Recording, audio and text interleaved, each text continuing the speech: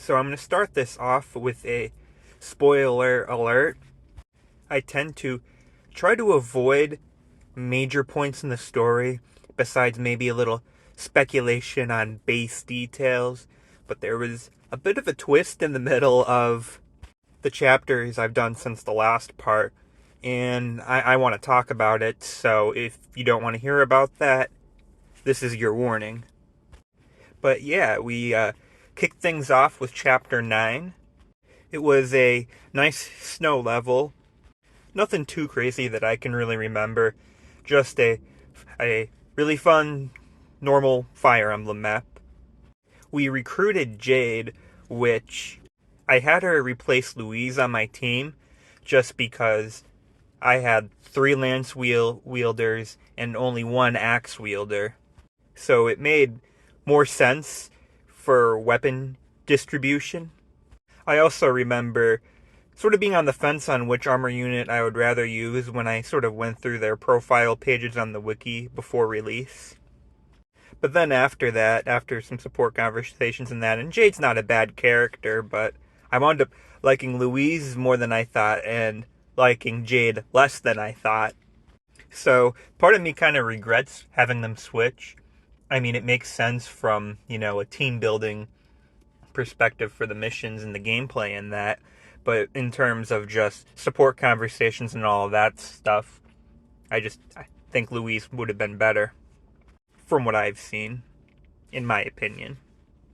Another interesting part of this chapter is with the story is that like I said, they're sort of advancing Ivy's whole switching sides a bit faster than I thought they would. And in this chapter, her father's pretty much just like, he leaves her for dead pretty much, sends her to a suicide mission, and I don't know. I know her father is probably, brainwashed at this point or whatever, but even in the story, they're kind of like, this doesn't make sense unless it was a punishment from her failing the previous mission, but the main party was like, yeah, the weather was slowing us down already. They still would have gotten away. I guess it gave the antagonist a little more time to do what they were doing, but I don't know. As the crown princess of Elusia, you would think her death would be demoralizing for her country, and maybe they shouldn't have sent. I just don't see the logic behind sending someone like her on that kind of mission. And at that point, she pretty much sort of leaves the whole plot for a little bit. It's like she's like, I can't really side with anyone, which I can understand that. But then she sort of comes back after further events transpire and more things change up, and that's only in another chapter or two when that happens. Chapters 10 and 11 are kind of connected. One leads straight into another, mainly because of this plot twist that I've been hinting at. So map 10's pretty fun. It's kind of split into 2 parts. One other thing in terms of story I kind of wasn't sure on is the first part you face Ivy's sister, Horstia. I don't remember how to exactly pronounce her name or what it was, but it's something like that. But she thinks Ivy's dead, as she sort of learns more of what's going on. But then, I don't know. I'm a little surprised the main party wasn't like, I don't know, trying to maybe calm her down or whatever, and just be like, no, she's alive. We spared her. She went off on her own. I don't know. Maybe you could have talked some sense into Ivy's sister. And I don't really see how that unvelation would really hinder any of the main conflicts you're trying to address at this point. But yeah, Ivy's father is the boss of this stage, and he has Lynn's ring, which was honestly a bit painful to face. She has one skill where she has, I guess, a super longbow. It almost reminded me of a specific boss from Three Houses. But Lynn and, I don't remember Ivy's father's name, but they had ridiculous range. Luckily, they can only use it once. But after that, when I went in to go and try to finish him off, he had another skill which produced 4 clones, and they all had 1 hit point. But then they also, they could pack a punch, and I think they did have some sort of skill like Vantage where they may be able to attack first too. So that was a bit tougher than I thought.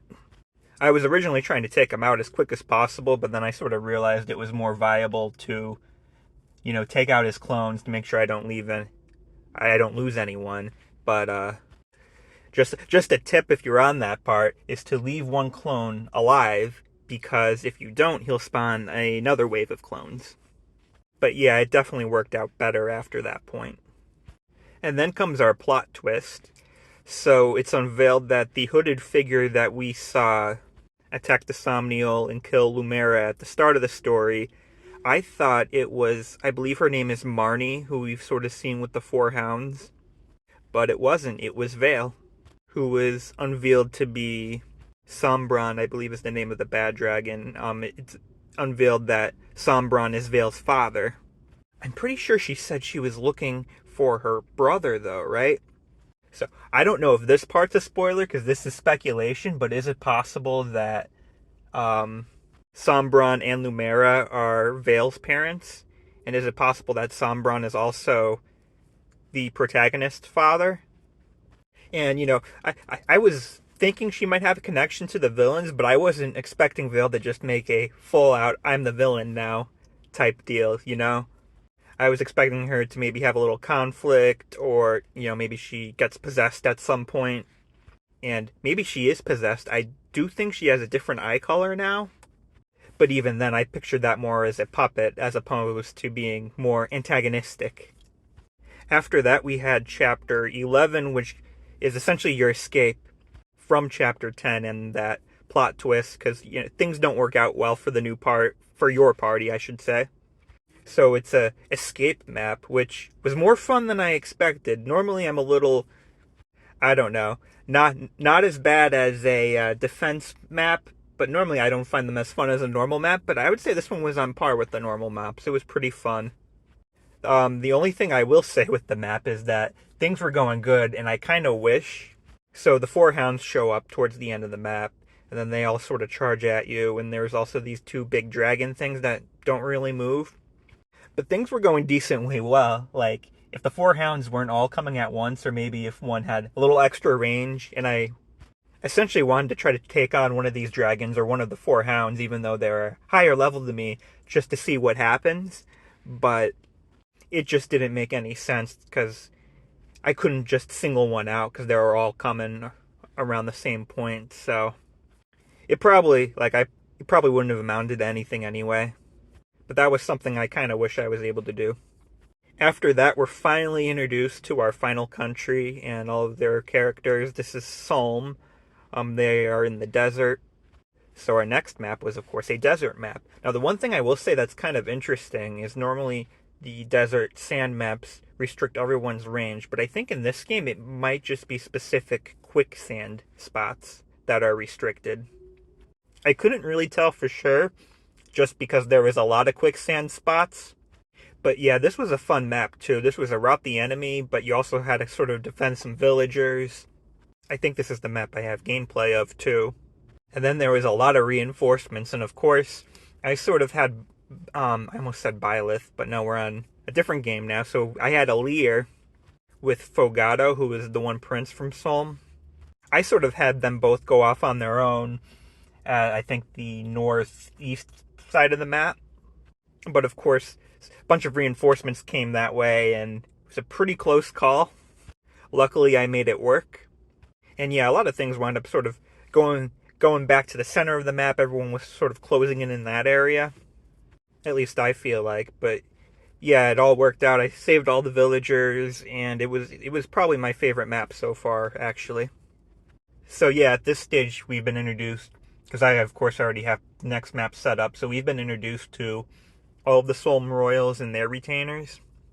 I don't really know a lot about the retainers, or even the Solm Royals in particular yet. I do know Marin, who is one of... I know her name starts with a T, but the Princess of Solm, I can't remember her name exactly. Her one retainer, Marin, is a pretty unique class. That is kind of new, I think, but it's a Wolf Knight class, so that's pretty cool. And her brother, Fogado, the prince, is some sort of almost Bow Knight class. And I am liking the dynamic they've had so far with the Solm Royals, too. It's a bit unique and fun in that, too. In a different way, though, from Brodia. It was around this point, too, where I sort of had to rethink and sort of try to solidify my team for the game a little more. I did spoil myself on one thing. I did go on the wiki and I did see how many units I would need for the last map, just so I knew how many I should be building, which is something I pretty much do with all the games, but it looks like 14 is the number I would need. But yeah, at this point, I actually moved Jade to the sign lines and I reclassed Boucheron to now be our knight. And I don't know, I just sort of had to rethink and restructure, what classes I thought would be good and what characters could go on them. Reclassing is a little tough in this one because you need to build up your bond with the rings, which is a system I like the system overall, but I don't like this aspect of it. So there's some characters I like who might just be on the sidelines because they're kind of similar to another character, and it's just not as easy to reclass in this one. But I know a character like Louis is probably going to be first up on a second playthrough.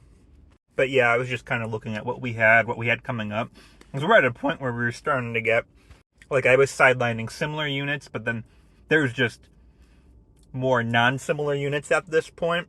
So rather than prioritizing, all the different weapons and move types, I had to sort of look and see, okay, now that I have a little more flexibility, would I rather a infantry or a cavalier and stuff like that? Would I rather this weapon for a flyer or a different weapon? And that sort of thing is what sort of changed that I sort of had to rethink. But yeah, I kind of want to talk about one other story detail, but I think I don't have as much to say on it, so I guess I'll leave that a secret if you intend to play the game on your own, although you might be able to tell, I guess, now that I think about it through the gameplay. So I don't know, maybe we'll talk about that later. But yeah, that's where I'll end it for right now.